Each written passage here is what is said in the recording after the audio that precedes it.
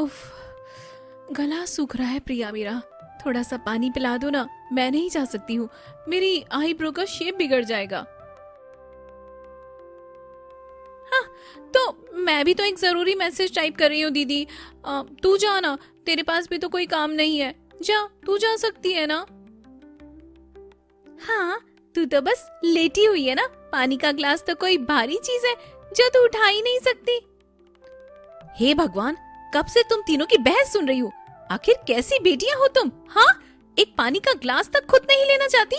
शर्म आनी चाहिए तुम तीनों को। देखिए ना, ये तीनों बस सब एक से बढ़कर एक आलसी है। मुझे समझ नहीं आता है कि मैं करूँ तो करूँ क्या।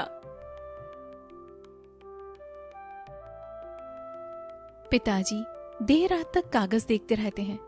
माताजी उनके पास आती हैं। रात बहुत हो गई है, आप कब सोएंगे?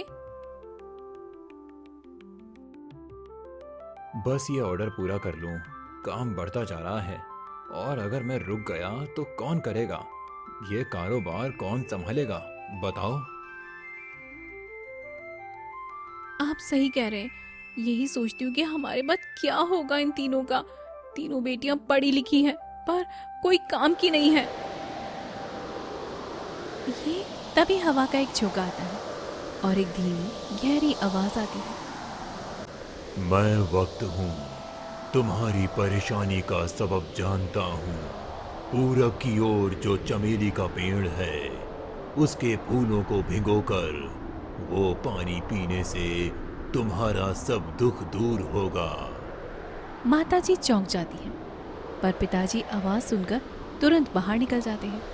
कुछ देर के बाद पिताजी एक फूल लेकर आते हैं। जो आज्ञा। ये क्या हुआ? कौन था ये हुआ क्या? कुछ नहीं, बस काम की बात है। मैं पहले करके देखता हूँ। पिताजी फूल को धोकर पानी तैयार करते हैं। वो पानी पीने ही वाले होते हैं कि उन्हें जोरदार छींक आती है और गिलास गिर जाता है। पिताजी निराश होकर लेट जाते हैं और धीरे धीरे उनकी तबीयत बिगड़ने लगती है। अगले दिन पिताजी बुरी तरह से बीमार हो जाते हैं। उनका शरीर लकड़ी जैसा हो गया था। मेरा सारा काम ठप हो गया जी। अब क्या होगा?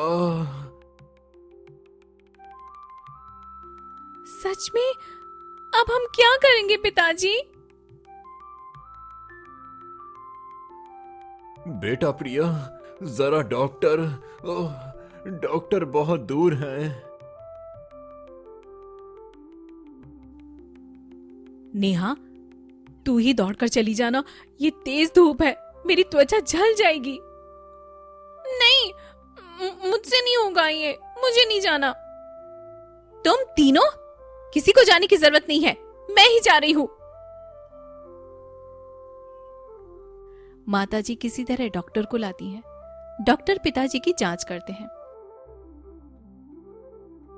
माफ करना, मैंने ऐसा पहले कभी नहीं देखा। इनकी बीमारी का कोई इलाज मेरी समझ में नहीं आ रहा। तो अब क्या होगा मेरा? मैं कहूंगा आप सब किस्मत पर छोड़ दीजिए। हाय रे मेरी किस्मत, सब कुछ खत्म हो गया।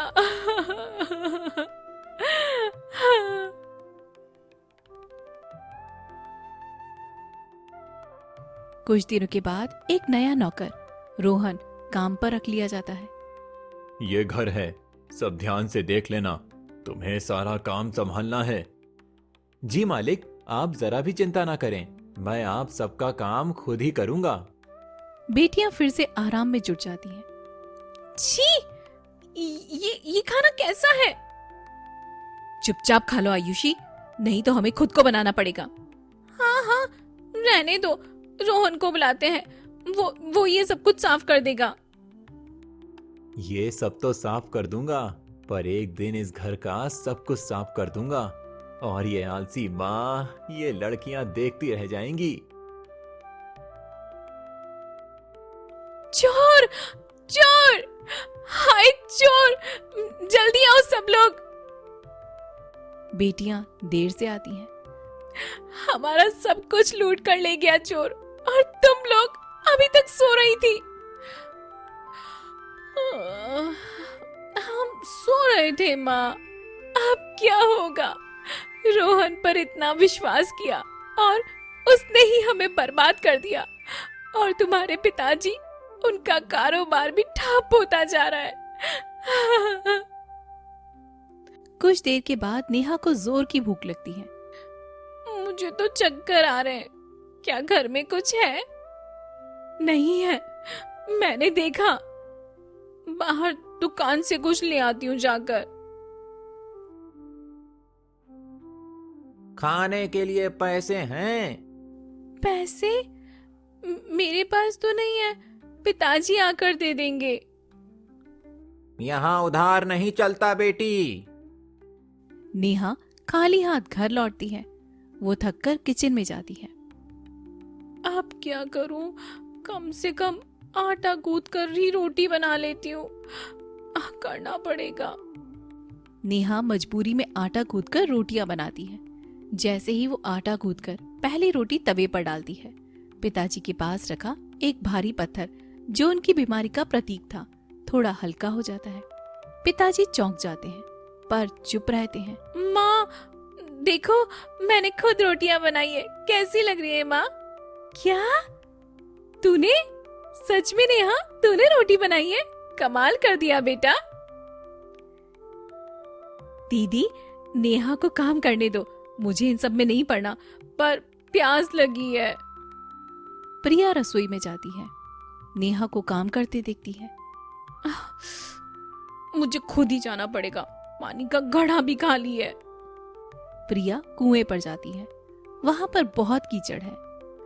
इस कीचड़ में छी, कौन उतरेगा? कोई मिल जाए तो। बाऊजी, मेरा घड़ा भर देंगे क्या? अरे मैं कोई तुम्हारा नौकर हूँ क्या? तुम खुद क्यों नहीं भर सकती? प्रिया को गुस्सा आता है, पर मजबूरी में वो खुद से कुएं से पानी खींचती है। जैसे ही वो घर में दाखिल होती है, पिताजी का पत्थर और भी ज्यादा हल्का हो जाता है। अरे प्रिया, ये क्या, कीचड़ लगा है? हाँ माँ, मैं ना पानी लेने गई थी।